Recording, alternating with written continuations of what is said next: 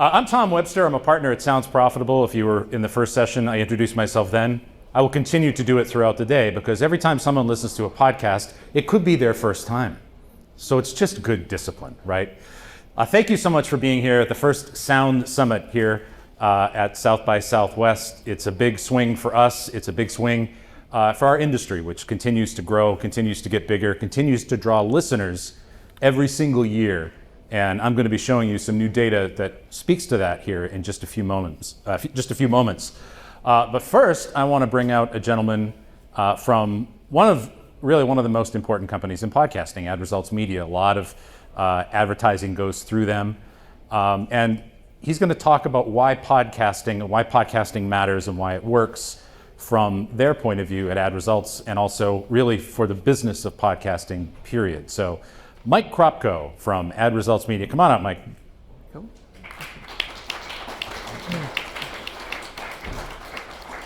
And whoops, sorry. First, I'm going to do AJ's presentation very quickly. Thank you. And I hope you enjoyed that. Awesome. There you go. Sorry. Great, thanks, Tom. It's awesome to be here with everybody today. By a show of hands, who here is in the podcasting industry already? Perfect. I'd probably say maybe 75% of the group. So I think that's just a testament to how loyal and strong the following is within the industry. There's a podcasting event going on. Tom and Brian have done an awesome job of bringing us all together. Thank you, Tom and Brian. So my goal today is to the 25% who aren't as familiar with the space, really educate you on why podcast advertising is amazing. And I have a few nuggets for all the experts in the room as well. So let's jump in with attribution or the adoption curve. So from an adoption standpoint, there's, if you're not familiar with the adoption curve, there's first movers with innovators at the beginning, moving to the right from people that are a little bit more risk averse. And so when I look at this slide, there's two key elements that I wanted to point out here. One from a listening standpoint. We speak a lot about in our industry how fast podcasting is growing, listenership, et cetera. We're at about 38% saturation in the market of US adults over the age of 12. And so comparing that to radio in the mid 80s, we're about half as much from a listening standpoint. So there's a long way to go. We're in the early innings still. When you compare that from an advertising standpoint, radio is about 9 times larger. And so I think there's a really big gap there.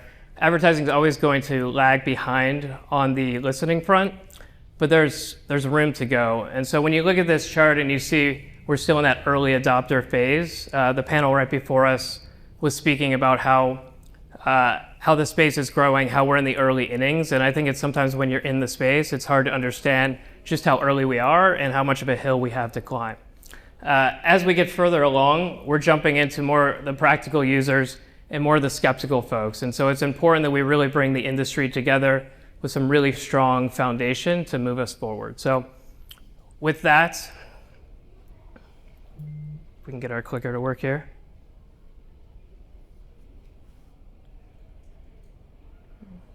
You guys have the ability to click over there? Oh, there we go. Perfect.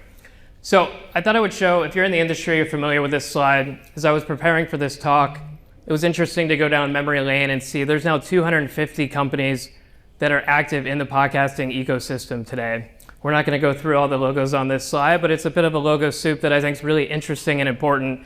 If you were to look at this even 5 years ago, 10 years ago, there's 25, 50 companies in there. There's a new one that pops up every day. And I think what's interesting to me, there's basic elements that makes podcasting unique and also a little confusing. We're still, as an industry, trying to figure out what a download is, what a listen is. We're redefining it constantly.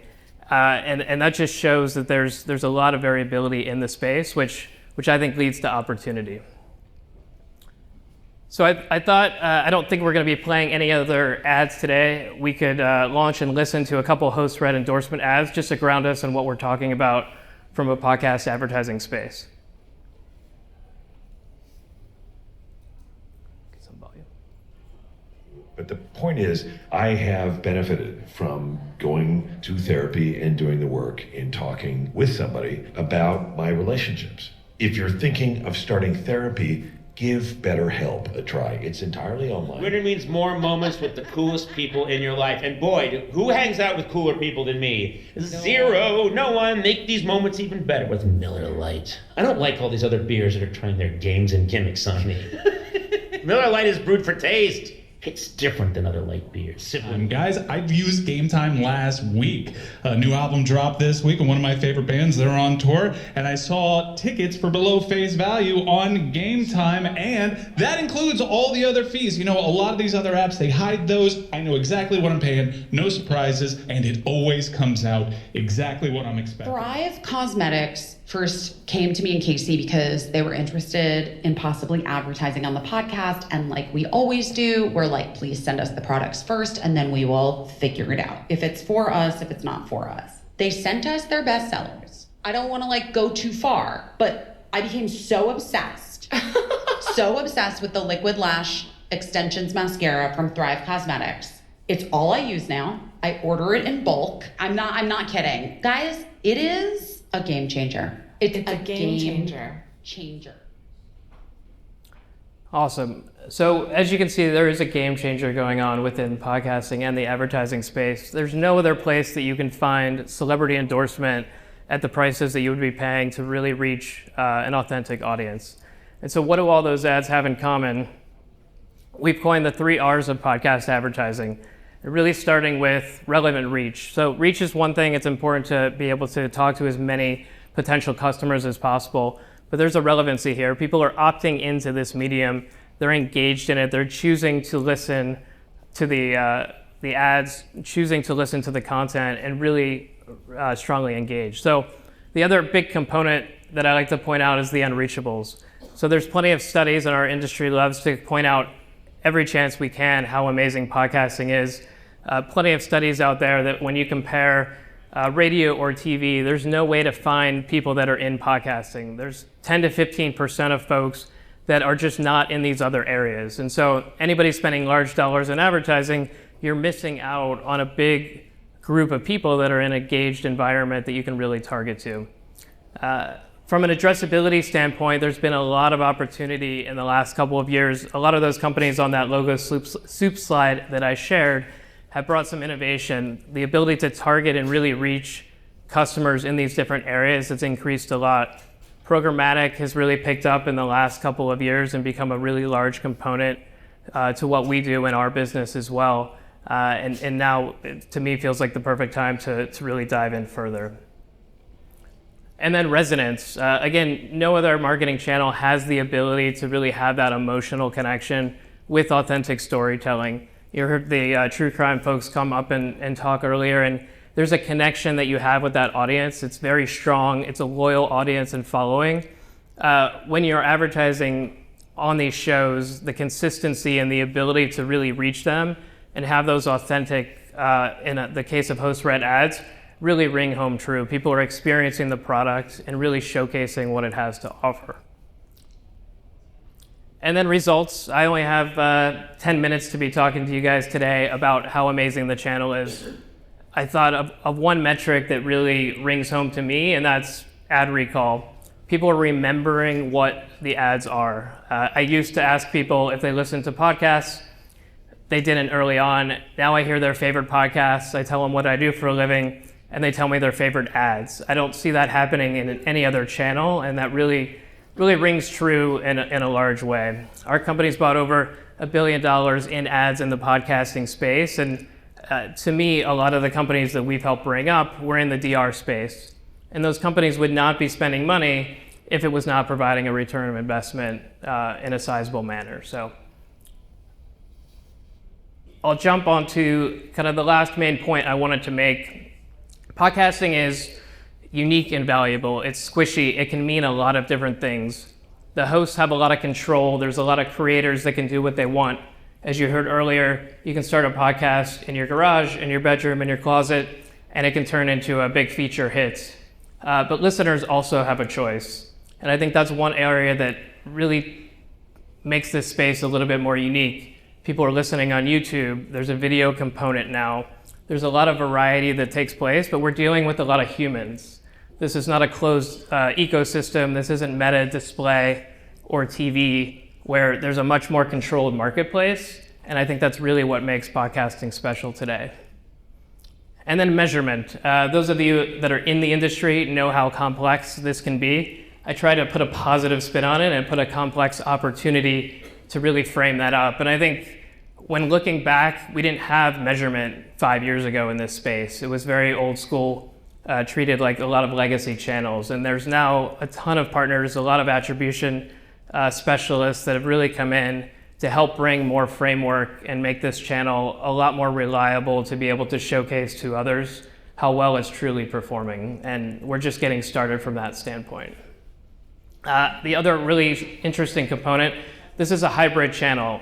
It's part online, part offline, and it really blends those worlds together. I can't think of another medium that brings those two worlds in the way that podcasting does.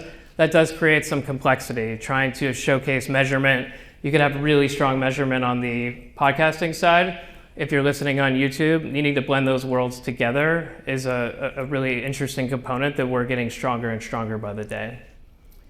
And then new channel bias. I feel like the industry itself wants to grow faster. I showed that adoption curve earlier. We are growing very quickly and continuing to accelerate, but budget has to come from somewhere. And when you look at the budget that exists, it has to pool. So if you're in TV, if you're in display, if you're spending on paid social, those areas all work really good.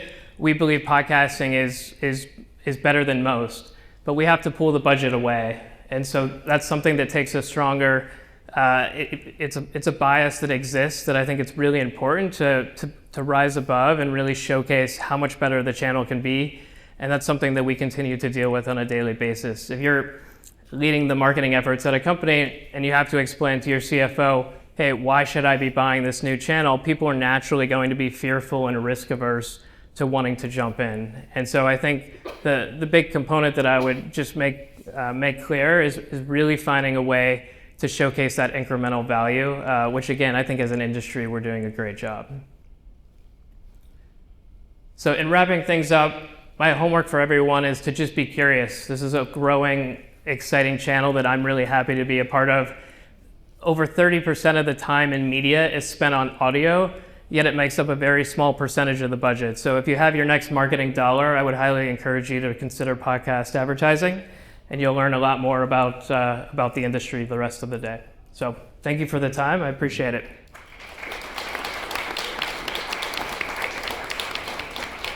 Thank you. Hey, everybody. I'm Jake Gyllenhaal. I'm Tom Webster from Sounds Profitable, and we're going to debut the first look at a brand new research study that we have produced called the Ad Bargain, and I'm going to explain what that means in just a moment.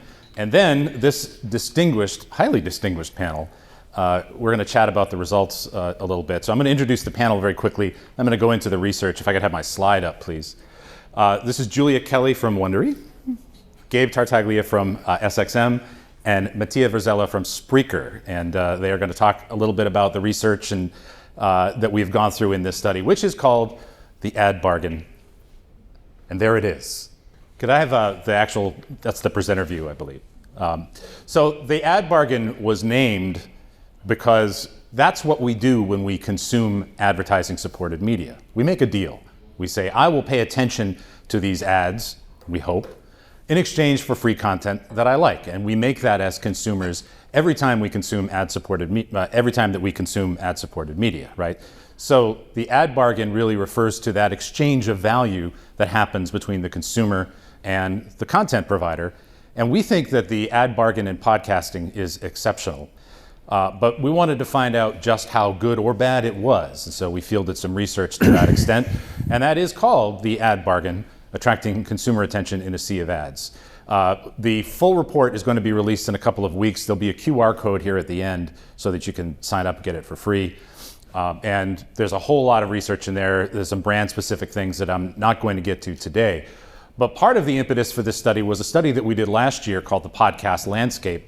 And we asked people their perceptions of podcasting in general, of the medium, of podcasting as a career. We asked that to a large sample of the general population, and they were extraordinarily positive about podcasting and podcasters, even if they weren't actually listening to the medium. They had a very high opinion of podcasting as a medium, as a career, as an art form. And so we wanted to see if there was sort of a halo effect, right? Is it a positive association with a brand if they're involved or supporting a podcast that people like? So we fielded this study, which was a large study of over 2,000 Americans 18 plus, weighted to the census. And we asked questions about all platforms. This was not a podcasting study per se. We asked about podcasting, we asked about YouTube, we asked about TikTok, we asked about all kinds of different things. And the first thing, of course, we asked is, have you used this medium in the past 7 days? And we know that over 100 million people in this country have listened to a podcast. Weekly consumers, in study after study over the past year or so, have been about a third of Americans say that they listen to a podcast every single week. And I'm sure many of you in this room do as well. I listen to them every day because I'm contractually obligated to by nature of my profession. But podcasting sits now at about 3 in 10 weekly users and continues to grow. It is not, it's really not declined since I started being involved with tracking the medium back in 2006 when I was with Edison Research in their Infinite Dial study, which is, I believe, coming out again in a couple of weeks. So the medium has been continuing to grow, but it also is first in the hearts of consumers when it comes to advertising. And this is really one that I wanted to lead off with all of the various forms of media in here. I'm more willing to consider products and services after I learn about them on this media. And podcasting came out at the top here, and I think Mike showed you some examples of why that is, of why podcast advertising is particularly appealing and compelling. And one of the things that I wanted to talk about really quickly today before we get to our panel is I wanted to make a direct comparison, just to focus our thoughts a little bit, between podcasting, YouTube and CTV are all drawing a lot of advertising dollars, and they're all sort of in the same game, right? They're all in the play a spot to get your attention game. So how are these three different media channels, which again are all growing in revenue and growing in audience, how do they hold up their end of the ad bargain? So certainly seeing or hearing an advertisement on podcasting, 37% say it makes them more likely to purchase. That led both YouTube and CTV here, right? Sponsorship messages on the following provide compelling discounts or offers. People recall that, right? The promo codes are certainly a very important part of the direct response side of podcasting, but your favorite podcasts came up at the top here. And I'm showing you all of these, by the way. I did not leave a question out of this series. You have discovered new brands or products from sponsorship messages on the following. Again, podcasts come up on the top here at 69% who say that they have done that. The ads you see or hear on the following help creators to continue making new content. Now, there's a very strong association here, certainly with podcasts at 80, also with your favorite YouTube channels at 78%, right? Very strong association here that the ads help support the creators. Very clear tie. Your opinion of a brand is more positive when you find out it supports your favorite podcast, again, at the top here at 69%, right? So there's an incredible positive regard for the podcast that gets transferred to the brand that actively supports that content. And you will go out of your way to support a brand that supports your favorite podcast. More than half agreed with that. And I want to point out here, I know this is a stream of numbers, but this is more than half saying that advertising works on them, which is not a small thing to say. Right? It's not a small statement. It is a positive statement about advertising, which you often have to pry out of people by twisting their arms, sometimes very violently, as we heard in our first true crime panel. Sponsorship messages on the following are less annoying than in other platforms. Again, favorite podcast does very well here, 63% compared to 54 for YouTube and 52 for your favorite streaming TV shows. How likely are you to recommend a product or show that you see or hear advertised on each of these media platforms? Again, podcasting comes up at the 4 here, at 59%, right? Say that they're likely, either very or somewhat likely, to recommend a product or show that they hear advertised on podcasts. 65% say that they're likely to look for more information about a product or service. Again, podcasting is coming up at the top of every single one of these questions that we asked. How likely are you to purchase a product or service you see advertised? 53%. Again, more than half say that advertising works on them when they hear it in a podcast, right? Which again is no small statement to make. We also asked a question about privacy. Would you agree or disagree that the following protects your privacy? Podcasting came up on the top here at 68%. Certainly it is a concern of American consumers and a concern of consumers worldwide. So we know that there is a lot of positive regard for podcasting and podcasters. But what we now can show in the ad bargain is that this positive regard transfers to brands, it transfers to advertising. And all of these questions, this steady stream of questions where podcasting came out on top of YouTube and streaming television, are positive statements about ads, because the ads are part of the flavor of the show, again, as you heard with Mike, right? So that positive regard, that halo effect, transfers to products, transfers to services. It makes people believe that those brands and products support the content. Therefore, they can't be bad people. And that's really what true sponsorship and what advertising and podcast does, is it reinforces that connection about the people behind a brand, that if they're supporting this great show that you like, whatever content, whatever genre, then they can't be bad people. And they probably make good stuff. And that's transferring to the product and to the ads and to the halo effect overall that advertising and podcasts have. So that's a quick look at the study. The QR code there will get you to register for the debut of the full study, which again is going to have a lot more data in it. And I think we'll probably spend a good half hour or so on that. So I hope you do sign up for it. But I want to turn now to the panel, and I would like to sit. So I'm going to do that. And I'll just start really with some just kind of general observations about the quick look at the study that you all had. I know I sent some top line results. And Julie, I'll start with you. Just initial impressions of what you saw and any surprises or delights? Sure. I mean, just holistically, I think what has been really exciting for me working in this industry for the past 6 years is, from my previous background in digital, people are really, really interested in learning more about what podcasts can do. Anecdotally, you walk into a room and people are automatically giving you their favorite podcast, saying how much they love it, saying how much they bought an article couch because they heard, an impassioned read from a host from their favorite podcast about it. But I think for a long time, and it's no secret, a lot of the research and data has not been super available to back that up. And so the marrying of that authentic passion for the media just anecdotally and in their personal lives, and then also being able to provide this, insanely amazing insights on what the medium can do for their brands and their advertisers has been really, really instrumental in moving those conversations along for our teams. Super. Gabe, what did you think when you saw it?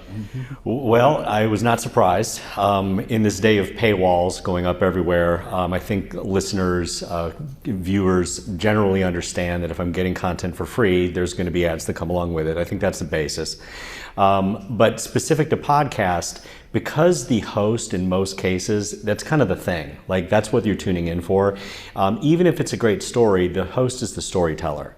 And being able to connect with that host, make them kind of part of your inner friend circle, family circle, that's the level listeners have. So when that ad is running on that host show, when that host is doing a host read, the stats here bear it out. I mean, you could absolutely see the credibility that host brings to the brand, which obviously helps the business. And I know, Mattia, when you emailed me after the study and with kind of some observations about it, I think you had kind of a take on why all of this works so well. Yeah, and I think, well, first of all, I think we should all take a victory lap, because all these studies, researches are just, I feel that podcasting is like gold. Holds the value and you can resell it for more. And over the years, we've seen, all the numbers are going up, are growing and increasing. So it's a great research that also points the light on the advertising section. The why is very interesting though. You see that podcasting is obviously a one sensory channel compared to YouTube, Instagram, or TikTok. They have two sensory, they have video and audio, but we're scoring high as they do. And that to me is very interesting, because then I ask myself, why is that? And the reason I'm provoking in a bit, but like I think that the relationship, you mentioned that the relationship with the audience by the podcaster and the host, it's very important, and that creates that level of trust and credibility on the ads as well. And also on the audience side is a very intentional consumption. You don't turn the TV and you go around the house. I mean, you turn on the podcast and the podcast stays in your ears when you go around the house. So it's very with you, it's very intentional, very immediate. And you can tell on the advertising side as well. Let's talk a little bit about the audience. Certainly this study, the Ad Bargain, which we fielded with Signal Hill Insights. I know there's a couple people from Signal Hill in the audience, and also the data that Edison Research puts out, both show that the weekly audience for podcasting is about a third of the country in America, certainly. So a two-part question. First, what's wrong with the other two-thirds? What's wrong with the people? But second, what are some growth strategies that we should be looking towards? How do we get this medium to grow even further, and even what's worked better, what's worked worse? So anybody else want to jump in on that? Yeah, so first of all, there's nothing wrong with 31%. No. That's over 100 million Americans. So that's strong. That's scale that you could bring to advertisers today without growing any further. But if you do want to answer the question, how do you continue to grow and evolve? In my opinion, we need to stop thinking about podcast as an audio product. Audio is a kernel of content that can be used in many ways. You've heard about already on the stage today on video, social, etc. These are just different ways to repurpose that same content. And by the way, it's most likely also reaching a net new listener. Because if you listen to a download of the podcast, you're probably also not going to watch it on YouTube. But that new YouTube listener then finds and discovers that podcast, or a social media post, they discover that podcast, then cycles them back into the audio listening. I think the more consumers and creators and publishers think about a multi-channel approach to it and not just an audio approach is going to continue to help us grow. Yeah, and going off of that, I think one thing that we always try to frame our product and our offering as is we're audio first, but we're not audio only. So we're finding a lot more, to Gabe's point, discoverability on YouTube, TikTok, Instagram, and it's bringing younger, more diverse consumers back to the podcast itself. Yeah, we did a study in the last quarter called Sound You Can See. It was a study that preceded this one, and one of the interesting things that we learned from that was that people have a very distinct idea of what a podcast on YouTube is compared to a YouTube video, right? And like they know it's a podcast.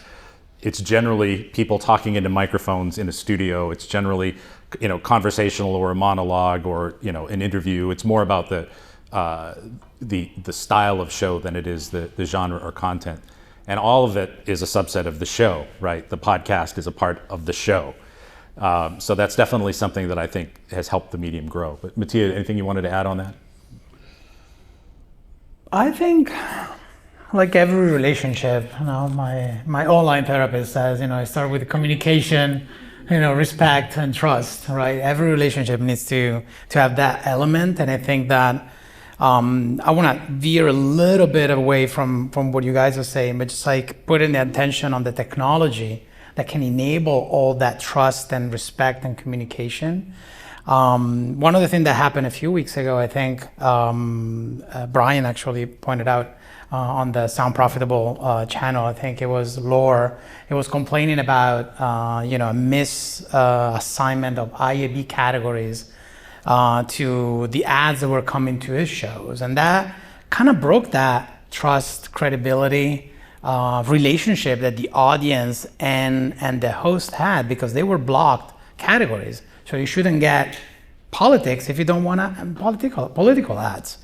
And so I think we need to, as Spreaker, for example, we worked on a system to actually prevent that from happening. We transcribe all the ads. We make sure that the IAB categories is connected to what the actual ad says. And if it's wrong, or if it's missing, or if it's miscategorized, we recategorize automatically or manually.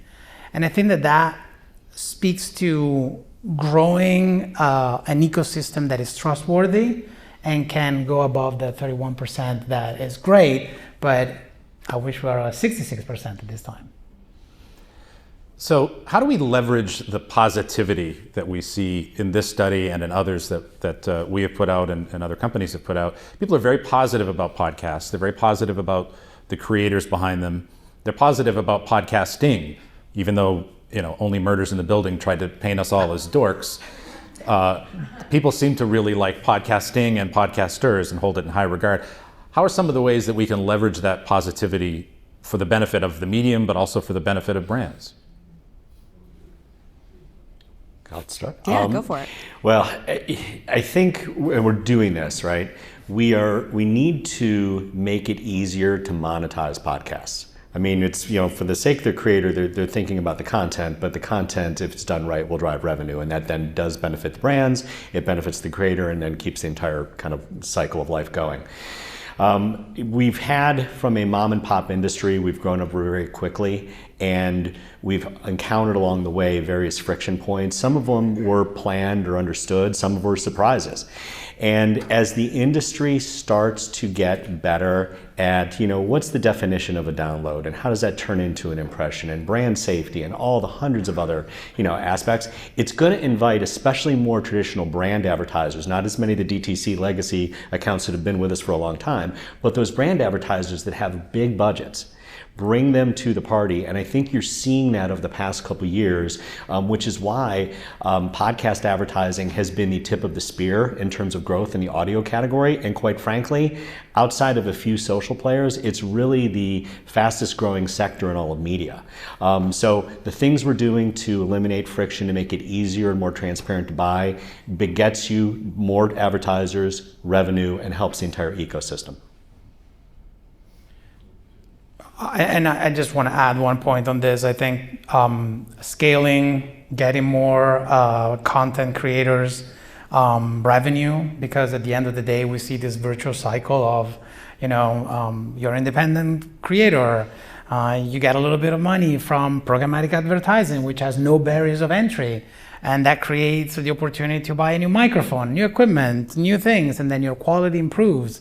And that gets you to a point where you get a better audience and more audience. So I think it's a virtuous cycle that, barrier of entry needs to be the last thing that we think about, because it has to be easy to get in, make money, and improve the quality and the audience.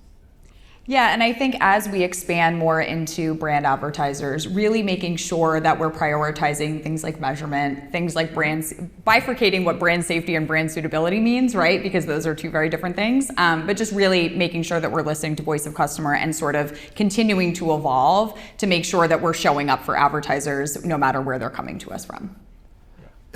Just on the topic of measurement, since a couple of you brought it up, what is the state of measurement in podcasting right now? Is it good? Is it bad? Is it fantastic?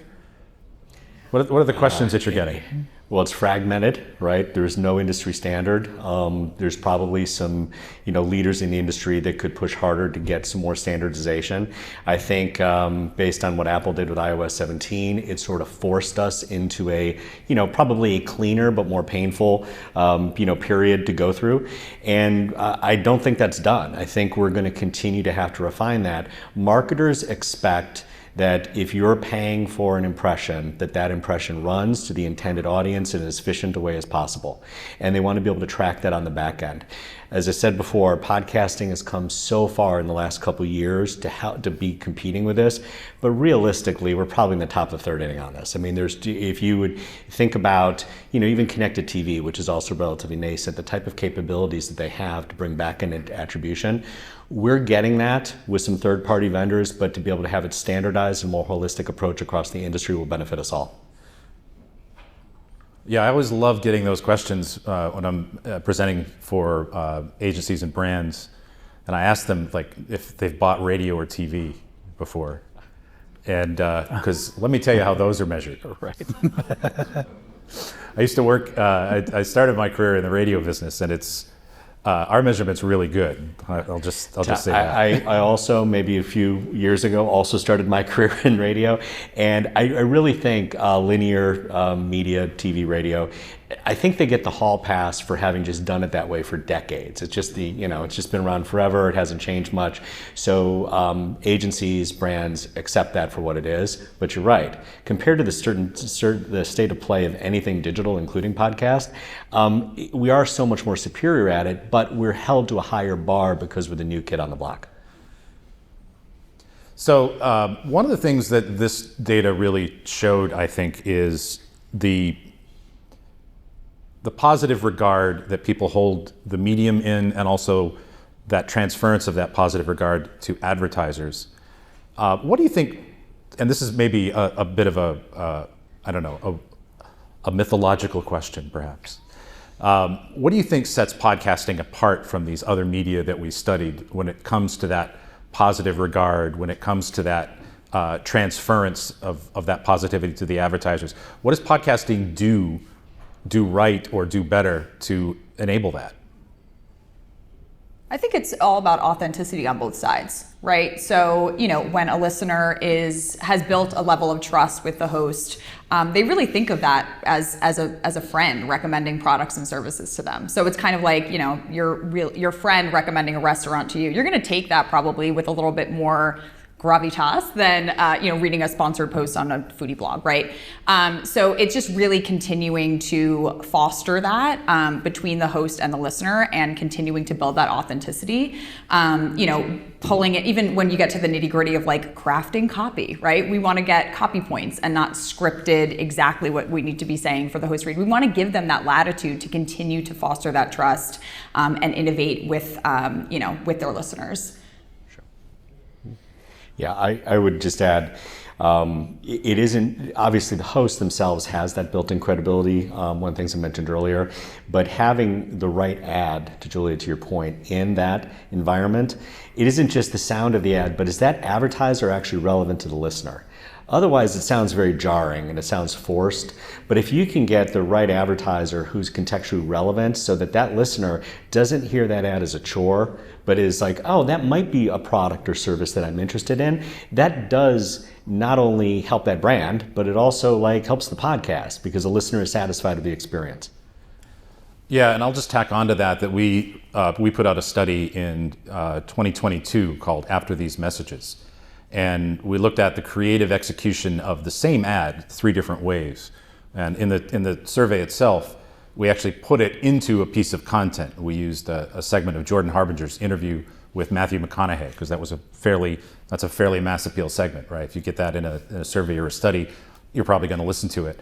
And we put 3 different executions of an ad in there for Athletic Greens. One that was sort of ad-libbed by Jordan, one that was scripted and read by Jordan, and one that was read by an announcer, but an announcer very in keeping with the tone of the show.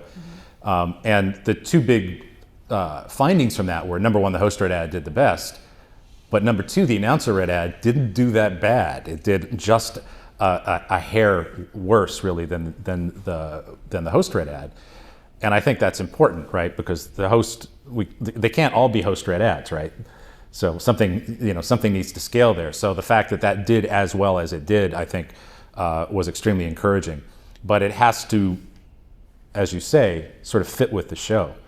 And just one quick thing, when I was a long time ago in my radio career, I did a horrible thing to this nation.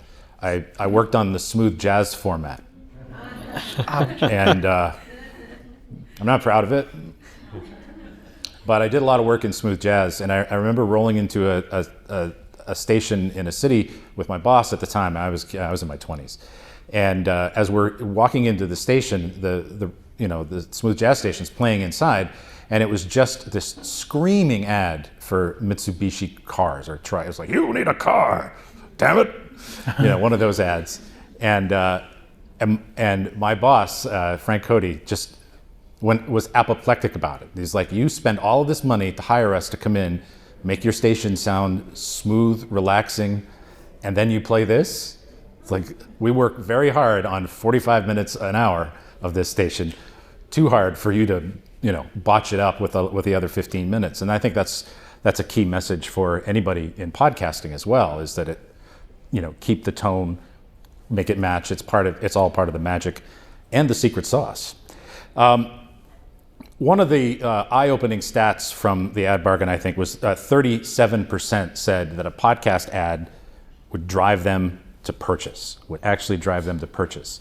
So what are some of the best practices in a podcast ad? What makes a great podcast ad? What do you think contributes to that number, which again was the highest number that we saw?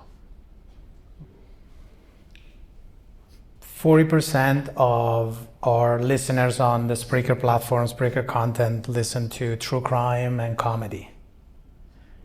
I think when you hear an ad that is funny, entertaining, intriguing, I think makes it very, very enticing to buy that product.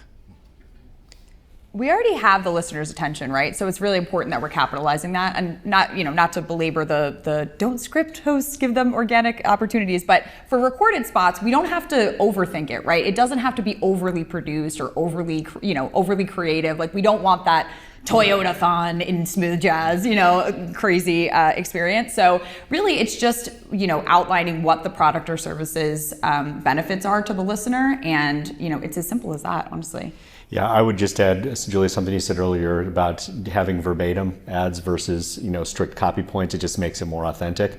And then this is really a no-brainer, but of course, if you could have some sort of a unique offer that is not just like, product code X, but something that's truly unique, it really allows the advertiser to understand, okay, that host or that show brought that new customer to me. And in this age of multi-touch attribution black boxes, and you can never really tell because someone's seen an ad message across 12 different platforms and publishers, did the podcast move the needle? Well, if you could have a specific offer, and you got a call on that offer, the podcast has moved the needle.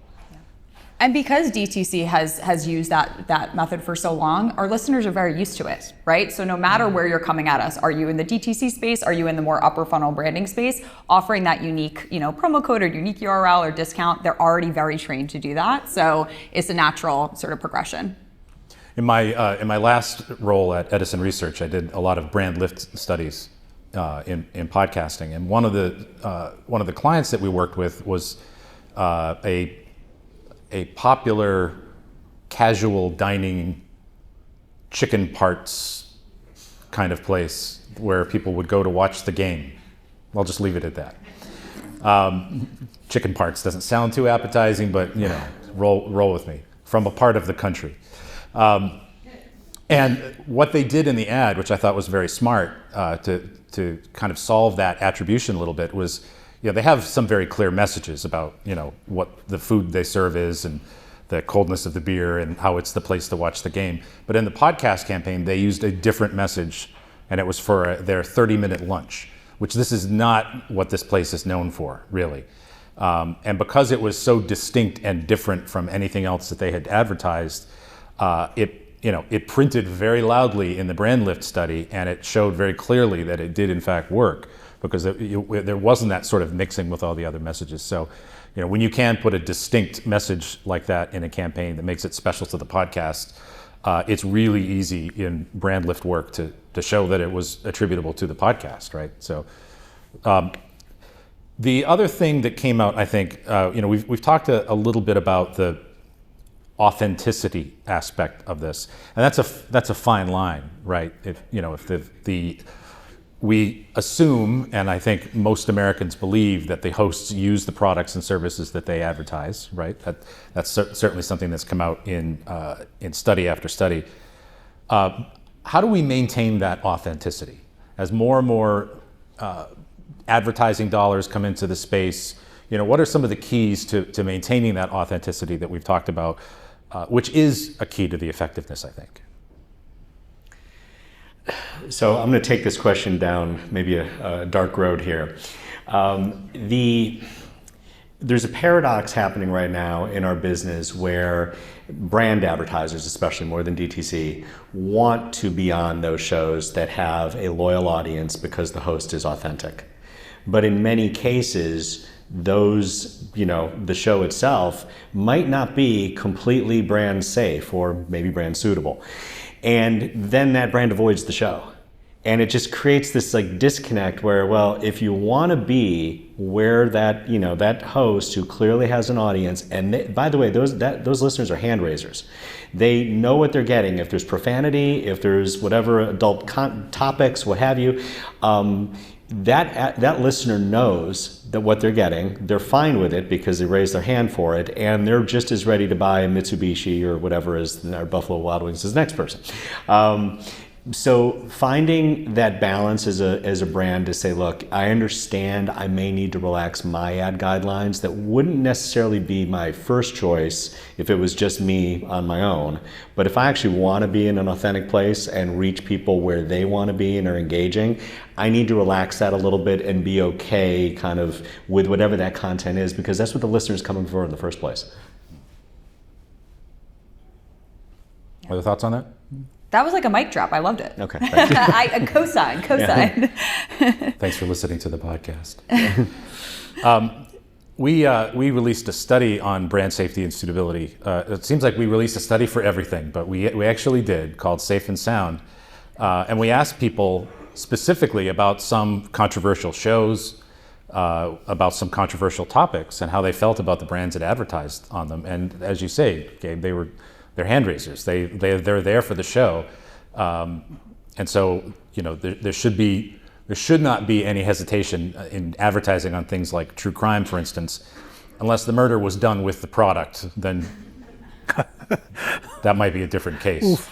I don't know. And Tom, if I could on true crime, so you heard from Brittany earlier with Audio Chunk and specifically Crime Junkie. When we onboarded that network, we had that problem of advertisers at first blush. It's like, okay, crime, it's gory. I don't want my product around that. And it took a while to evangelize and educate, to explain that, well, you know what, this is more than just a sensational story. This is victim advocacy. This is actually trying to help solve an unsolved case. There's actually social value here that your brand has a place in that conversation. And, after a year, we saw many, many brands who had said no initially, who were like, it's not just something I'll be in, but it's important for me to be in. So exactly to your point.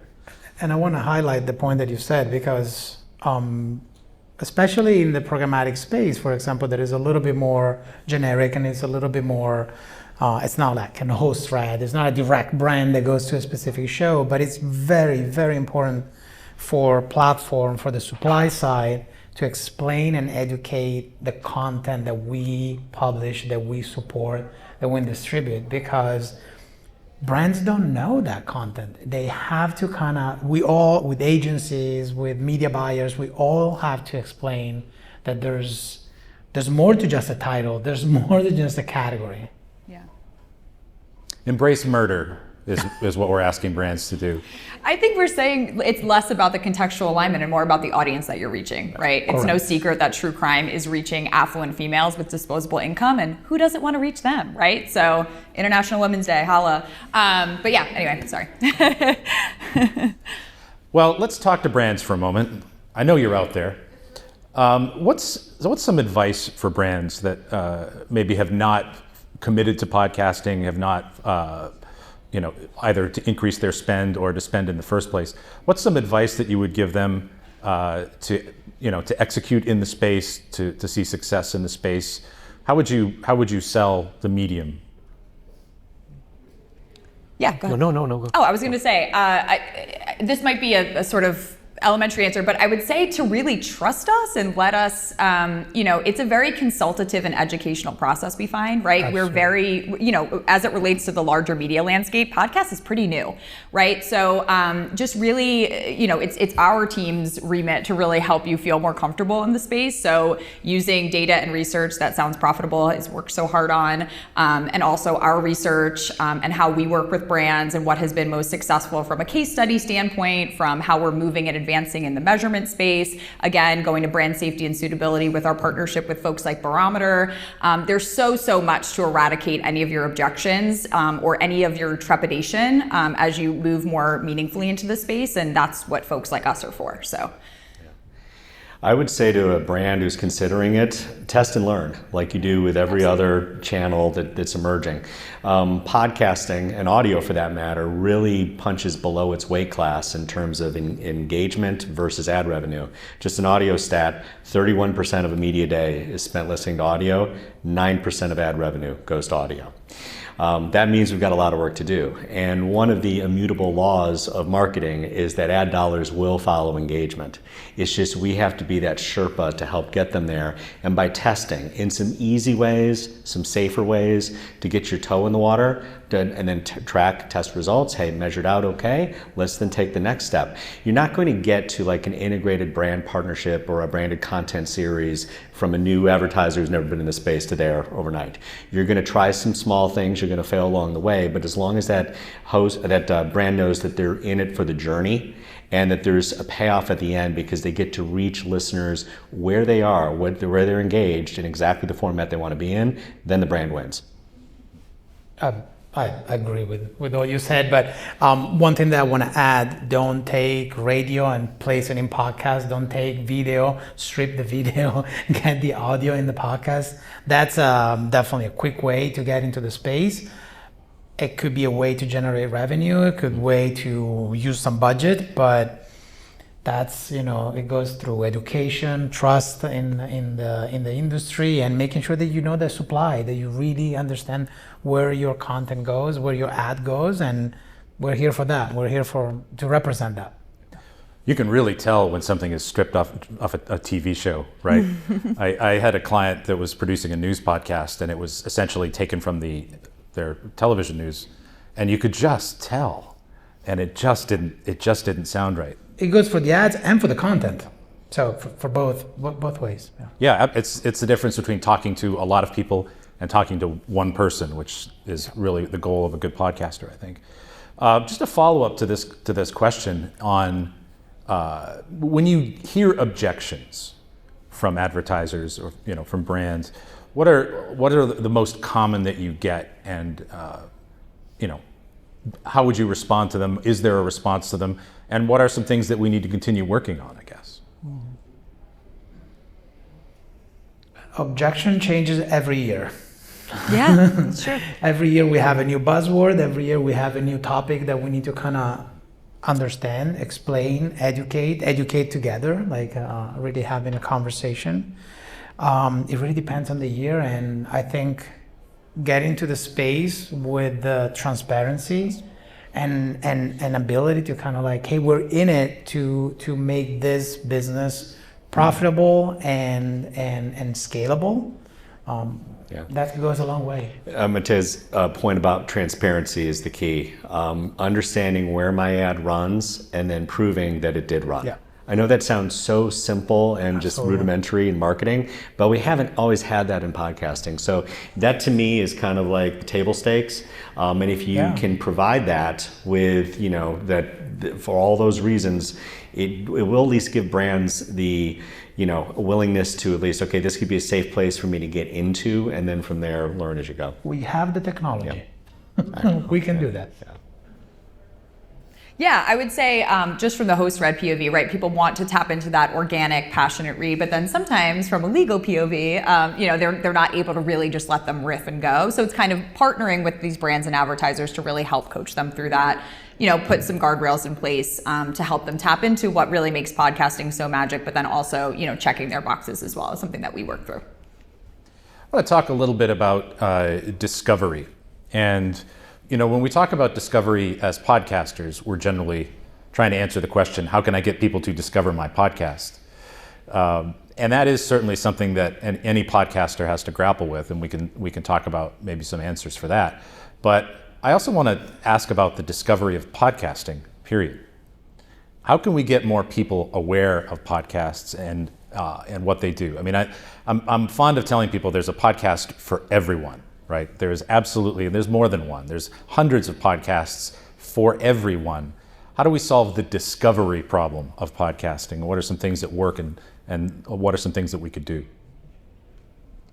I think the more that we're able to be, so we're moving more. Podcast is so nebulous now, right? To your point, it's not just, we're not tethered just to the RSS feed anymore, right? So the more that we're able, and we're already seeing success in this. Everyone has, more video content, social extensions, live events, really bringing people back to that podcast itself after they're able to be on the platform that they're used to, and then they're able to say, oh wow, I had no idea. Like that happened to me with New Heights. I did not know of them. And obviously I better be listening to podcasts. This is my job, right? But I found them on Instagram and I became a listener. So it was just that user journey of being able to put podcast content on places outside of where it typically lives and really meeting listeners and consumers where they are. Yeah, I echo in that. It's being able to play in someone else's sandbox to bring new incremental listeners to you. They will then find you in your purest form of, especially if it's an audio-based podcast. But looking at it on social media, seeing clips on YouTube, what have you, it just invites new people into the party. And if you can do that kind of in an off-platform way, it's the tried and true way to grow audience. I had an idea. Maybe we can have a track at South by Southwest about podcasting. It's not a bad idea. Yeah, Brian, write that down, wherever Brian is. That's part of what we are doing here, is we are trying to shine a light on podcasting by having this full day event, and we thank you and you all for helping us pull this off. But I do think that's part of it. I do think that's part of just kind of stepping up and saying, look, we're attracting an awful lot of earballs, so maybe it's time to start paying attention, right? I want to have some time for questions from the audience, so while you're thinking of some questions, there is a microphone here. It's very short, but it's usable. So if you do have some questions, by all means. The elementary school's coming in. The elementary school's coming in. Sorry. While we're doing that, though, what are some of your favorite podcasts? I love Watch What Crappens. I'm a big Bravo girly. Anyone who wants to talk Bravo after this, come on over. That's my favorite. I listen to it every day. I'll give you an OG answer, Hidden Brain with Shankar. I remember that from NPR days. It's still that natural curiosity. It's just, for me, that's appointment listening. What Happened to Pizza at McDonald's? It's one of the funniest podcasts. That's a great one. That I keep listening. There's tons of episodes. Comedy, but very well done. One of the questions that we asked in the ad bargain was about privacy, and as consumers are getting, I think, more and more aware, certainly in many countries, the laws are a lot stricter about privacy. And I guess we've been preparing for the post-cookie world for, I don't know, feels like 10 years now. But we are still sort of in the cookie world, but we're getting there, I guess. What does podcasting have to say about privacy and consumer rights and things like that is different or better or meaningful? Yeah, I will say, I think this is the year we're transitioning out of the cookie. We are, though, still kind of dealing with a patchwork of non-uniformity in terms of standards. I mean, there's state level, regulations going in, and every judiciary cycle, something comes up, and as a national platform or a national podcast, it makes it hard. What we are trying to do is, obviously in an anonymized way, get into more advanced work in predictive audiences to really say, all right, this is the type of content this profile of a consumer likes. Doesn't mean you're for sure going to like it, but if you're in that profile, we're going to, in a probabilistic way, get that to you. It's getting more and more accurate. ComScore is doing some good work in that, to allow us to still give the right contextual experience to the right ad, to the right listener in the correct podcast without invading privacy. And that's probably, for now at least, the best we can do until there's some sort of a uniform standard federally. Mattia, you've talked about tech a couple of times. What's been sort of the biggest tech accomplishment to you in podcasting in the past couple of years, and what are some of the bigger challenges remaining? I think the integration, and I mean, I should probably take a shot every time someone says AI, but I think the integration of AI in all things that we do. I mean, all these probabilistic models that Gabe was talking about is part of AI machine learning, and I think that there's so much more to do. There's so much more to integrate at every level with the respect of the work and the creation and the creativity. But at the same time, we can really use technology to take us to a place where we can save privacy and create an audience targeting. Technology and AI to me is what we've been experiencing at Spreaker. We've been using that as much as we can, and I think there's an area that needs to be embraced. I had an AI model of my voice done, and it was scary good. It was scary good. I mean, I could tell, but my wife couldn't. She thought, no, she could. Did you have a smooth jazz music bed? That's how I'm going to bring the format back. It's just going to be AI Tom with a smooth jazz music bed. So, Oscar from Wondercraft. Yeah. What's that? You can ask a question, of course. Right. Come on up to. Oh, there we go. Hi, everybody. My name is Ray. I'm with Spotify, working on the Megaphone platform. So we're bringing a lot of YouTubers over, surprised to podcasting for the first time. And it's really interesting because we talk about ad load, and they're like, how many can I put? And then I talk with podcasters, and they're like, can we just do 2 or 3? So I'm wondering, how do we talk about ad load and kind of make sure that we're maximizing the revenue without affecting the audience? Because there seems to be 2 very different camps in that direction.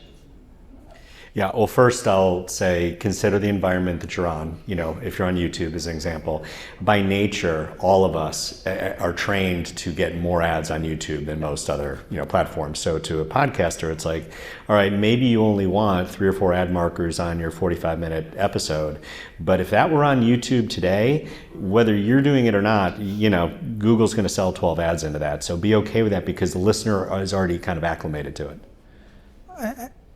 If I can add one more thing, I also think there is a need for the podcaster and the host to communicate to their audience about the number of ads and the way that it makes money to support the podcast. And I think that then we go out of is too good before is not good, as long as there is a shared objective from the host and the audience to actually say, well, I'm listening to an ad because I'm supporting that content.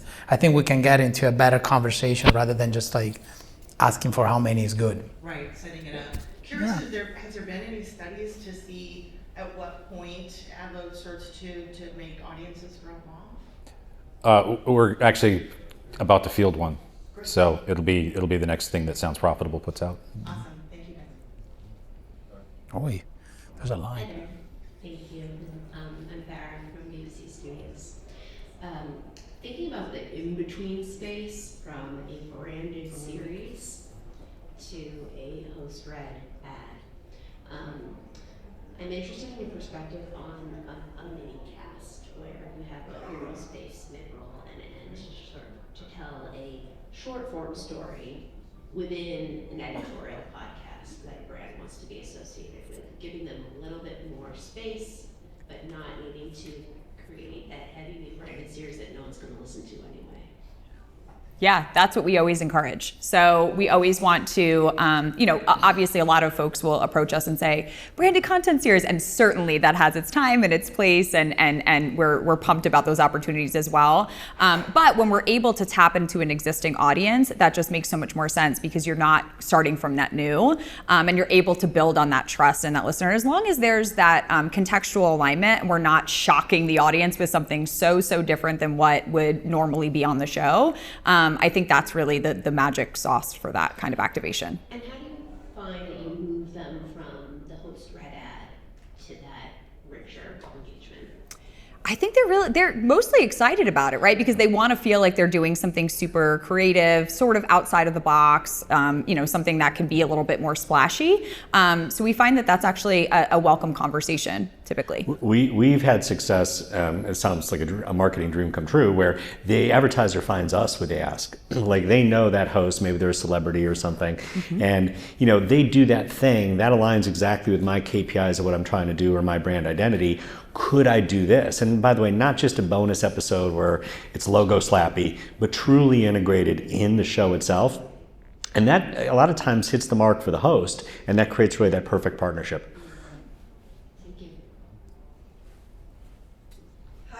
My name is Charity. I'm the host of Only in Your Dreams podcast. I have a question from the podcast perspective. What is your recommendation for a podcast host to position themselves to get brands, aside from attending the podcast track at South by Southwest?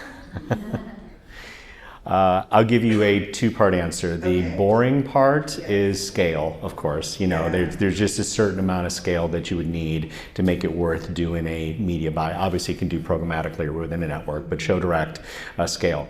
Probably the more exciting thing is that brands are interested now in investing to basically become incubators. We were in the news last week. SiriusXM launched it's called Listen Next, which is a new program targeting content curation of diverse voices. And we've lined up brands, even before we knew who those new shows were going to be, State Farm is our launch sponsor, to be able to, as part of what they're buying, they're basically providing a grant of quite a bit of money for a host to be funded for a year to develop that content in that show. What we then took it one step further and said, State Farm in this case, we don't need you to buy ads on the show. We need you to buy marketing for the show elsewhere. And then we will give you all the earned media, the traffic to the show. You're obviously the launch sponsor of it. That creates that perfect, holy trilogy of, to the content creator, gives them a space and funding to actually build scale if they didn't have it in the first place. To the brand, it gives them a way to get involved, for kind of bootstrapping operation. And then, for us, it just gives us, a good incubator of content that we otherwise might not have had. I see. Are applications open? Yes, I can find you after. There you go. Yeah. Hi, my name is Max Lebo. Thank you so much for your time. Shameless plug. I produce podcasts. One of them is called The Final War. It's about an American citizen who's hacked by the Chinese government. Anyway, it's a limited series, and so I find myself curious how this data applies to limited series and what the advertiser's perspective is in this round towards limited series, because I didn't see the distinction there, and I know that there's cold feet in that direction as opposed to some other things I produce, or that it's new episodes weekly, and if the audience is growing for a limited series and you can read up on the ad space, is there an inclination for advertisers towards that, or? Yeah, that limited series is a challenge, but I'll maybe give you the hack around that. Obviously, most advertisers want to see the scale in order to then say, I'm going to invest, and by the time the scale happens, then the show is gone. But we have, and we've seen this with partners where we've talked to them about, well, you can do these as limited series, but make it a regular or anniversary thing. So 4 or 5 seasons worth, we know every spring that this is going to be a 6-episode short run, and if we can show results from last spring, we can sell that for you ahead of time. So that's probably the best way to look at it. And is there any inclination for advertisers to say, as they see the audience growing, you can re-up on the ad space, right, and sell it at a premium, or? Yeah, once all the episodes are produced, they're kind of over. Yeah, it further complicating, and every case is a little bit different, but if it's a short run series that's spread out, you might be able to do that. If it's a binge drop short run series, that's that's in real time, and you couldn't then set up the next ad deal. That is where programmatic and network advertising could be your best friend, though. Yeah. Thank you so much. And also using the same RSS feed for multiple series can be Right. I'm not saying good, Yeah. but make sure that you're not losing your audience as you build new content, but you build on top of the audience that you had before. So that could be a quick. Yeah, and I would say less, but host continuity a lot of times can really help too, like paired with those two. Yeah. Mm-hmm. Thank you. Hi, I'm Kevin. I have a question more from the brand side that wants to be more involved with podcast buying and being involved in the space. As someone that's very experienced with programmatic advertising and working with all these algorithms, it's become very detached from the human element. And so this is very interesting to me as a way to grab people's attention. but I'm just curious, how do you kind of go about that at a scale level? Like, is it better to just develop some very specific relationships with some podcasters that you feel like are a really good fit? Or should you just try a bunch of different things and see what resonates? And this will have to be a quick answer because we have been given the hook. We've been given the hook. I would say I'm a fast talker. I'm from New York, so I'm going to do it fast. I would say that we always encourage a mix, right? So not only host-specific show alignment, but then also, targeted ad solutions. So then you can really test and learn and ramp up quickly on what you feel like is moving the needle for your KPIs. So, again, kind of harnessing the breadth of the offering overall. So, yeah, and also you can buy podcasts programmatically now. So there you go. Let's chat later. Julia, Gabe, Mattia, thank you. Thank you all for coming. Really appreciate it. Thank you. Thank you. We'll see you soon.